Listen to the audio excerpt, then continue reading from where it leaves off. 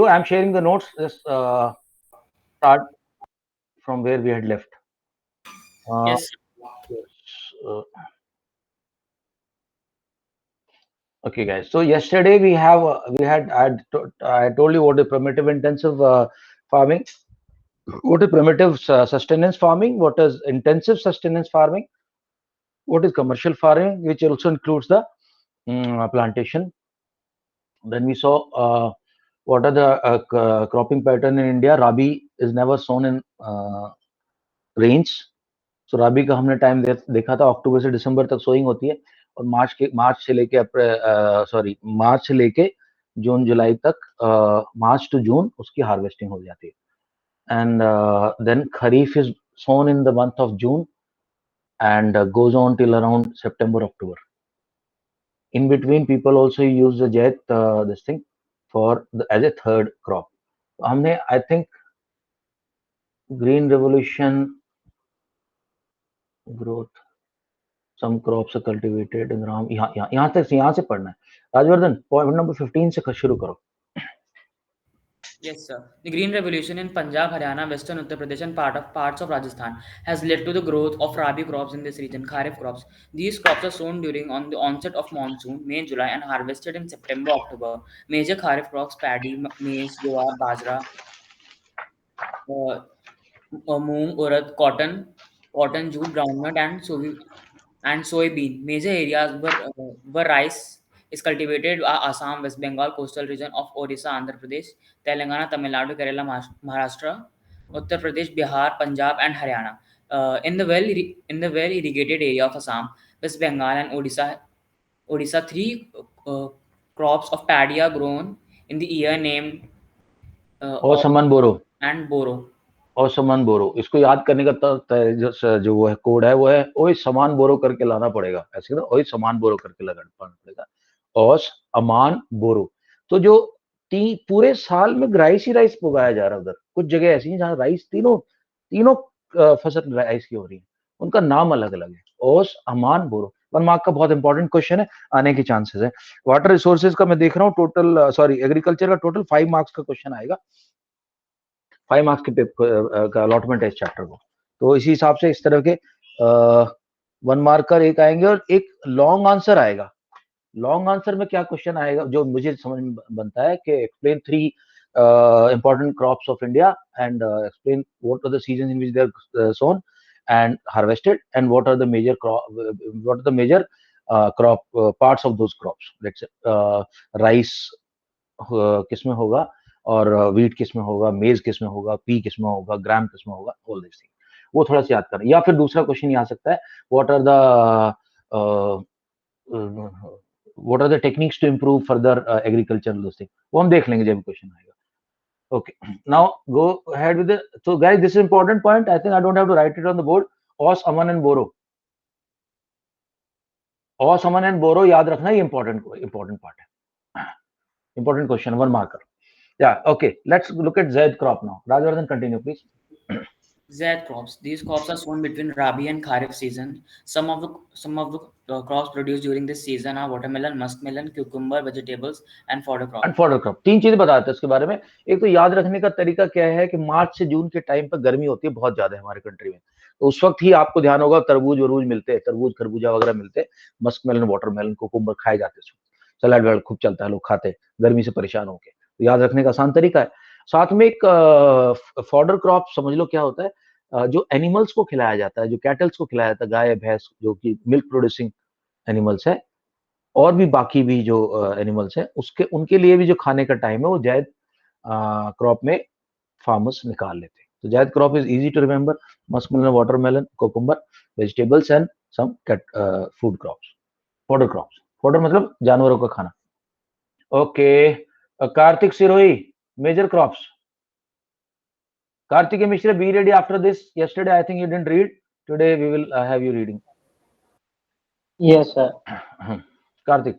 Major crops. Many varieties of food and non-food crops are grown in the various regions of the country depending upon the different cultivation practices, soil type and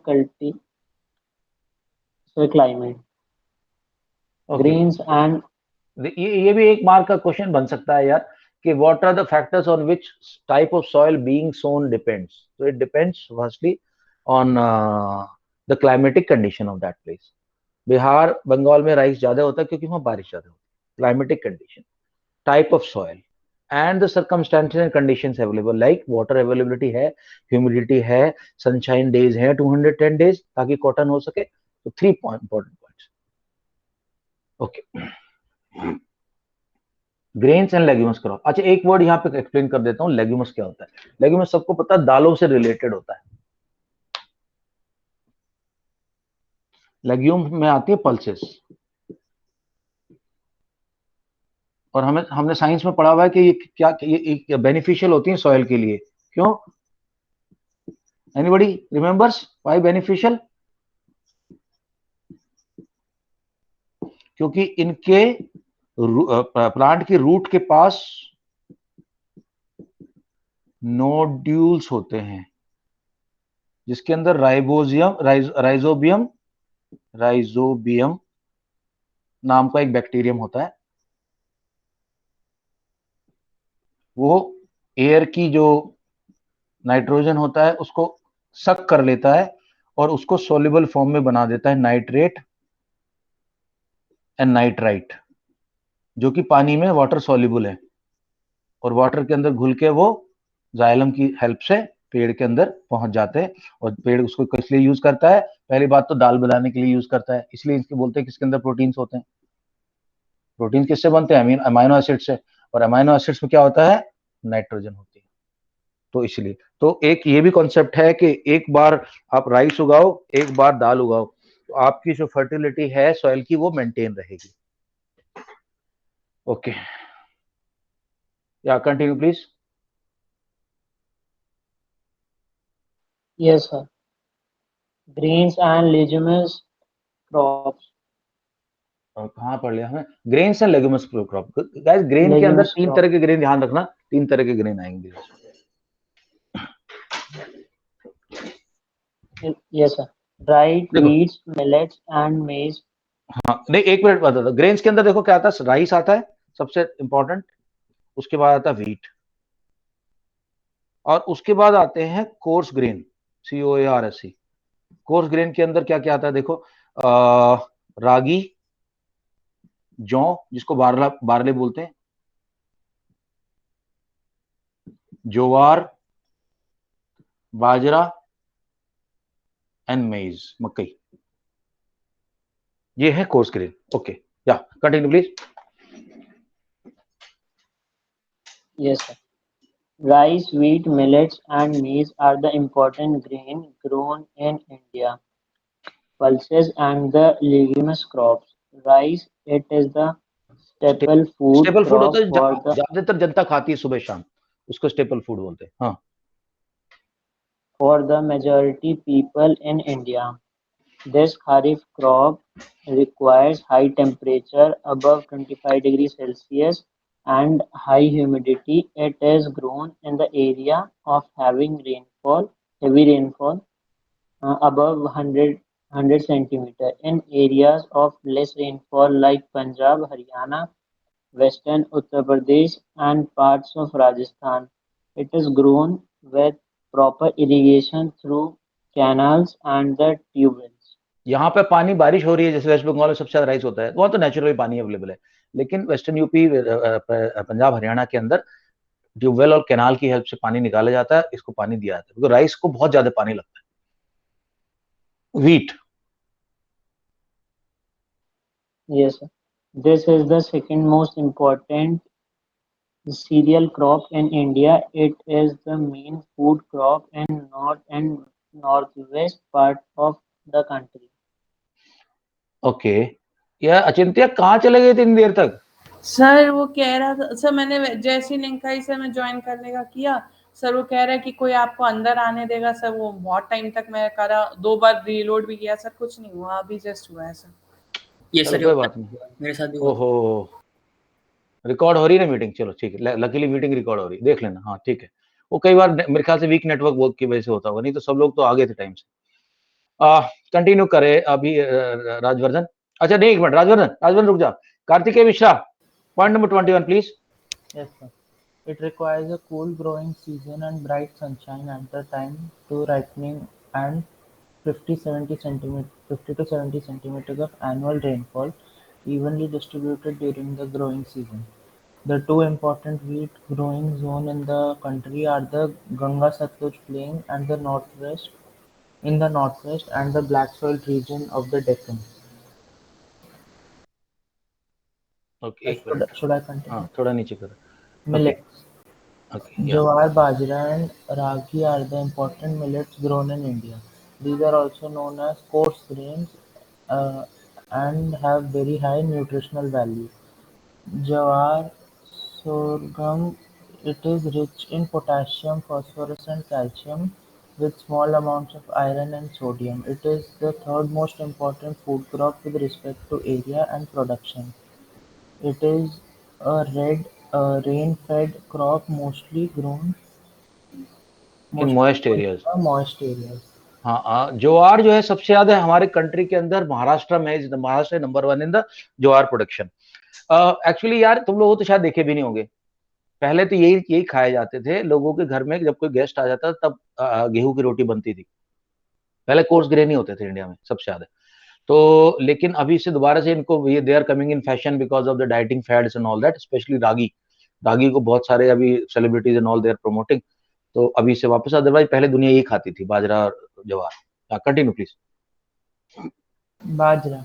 It contains iron, folate, magnesium, copper, zinc, calcium and vitamins. Bajra grows well on sandy soil and shallow black soil. Ragi. इसलिए राजस्थान के लोग सबसे ज्यादा बाजरा खाते हैं। Ragi. It is rich in iron, calcium and other micronutrients and roughage. हाँ। Ragi grows well in dry region on red, black, sandy, loamy and shallow black soils. Okay, तो मैं तीनों बता देता हूँ। रागी का सबसे बड़ा प्रोड्यूसर हमारे कंट्री में है बैंगलोर का स्टेट, आर से बैंगलोर याद रखना है। Karnataka is number 1, Rajasthan is number 1 इन बाजरा का प्रोडक्शन। नंबर 2 कोई नहीं पूछने वाला तुमसे इनका।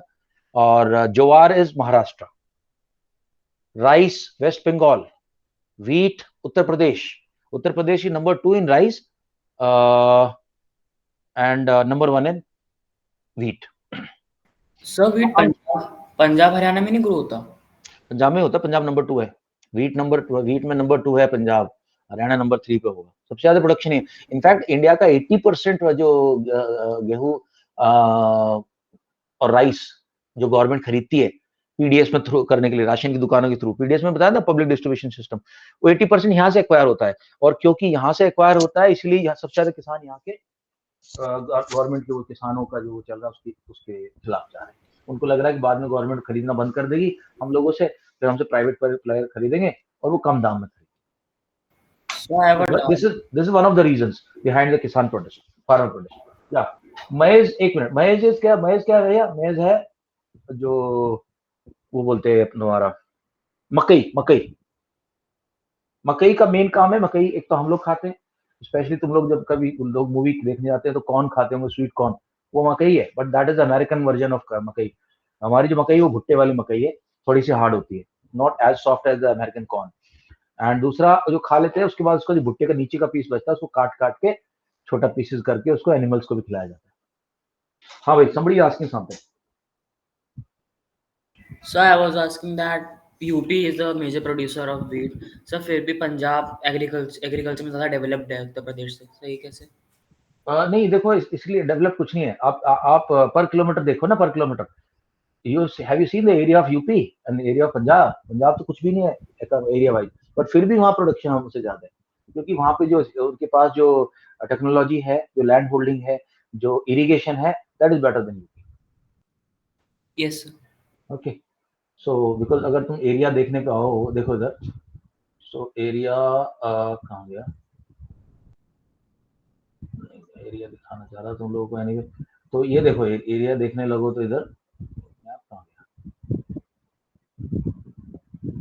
एक मिनट ये देखो एरिया भाई, देखो तो हम तो पंजाब तो बहुत छोटा सा है यार, Punjab as compare to UP much smaller. देखो ये तो यूपी नहीं, अलीगढ़ से लेकर उत्तर प्रदेश, हरदोई, सीतापुर, लखनऊ, कानपुर, फतेहपुर, ये सब तो यूपी तो है। और इधर पंजाब को देखो, पंजाब कितना बड़ा है, ये देखो, ये पंजाब है, ये इतना सा पंजाब है, ये श्रीगंगानगर तो आ गया यहाँ पे, तो ये तुम्हारा पंजाब, पंजाब इतना छोटा, और देख लो यूपी को, यूपी बहुत बड़ा है। Yes, sir. So that is the reason। पर जो एफिशिएंसी पर किलोमीटर वाइज अगर आपको देखनी हो तो वो ज्यादा है उसकी है, फिर पंजाब की एफिशिएंसी ज्यादा है पर किलोमीटर के हिसाब से अगर।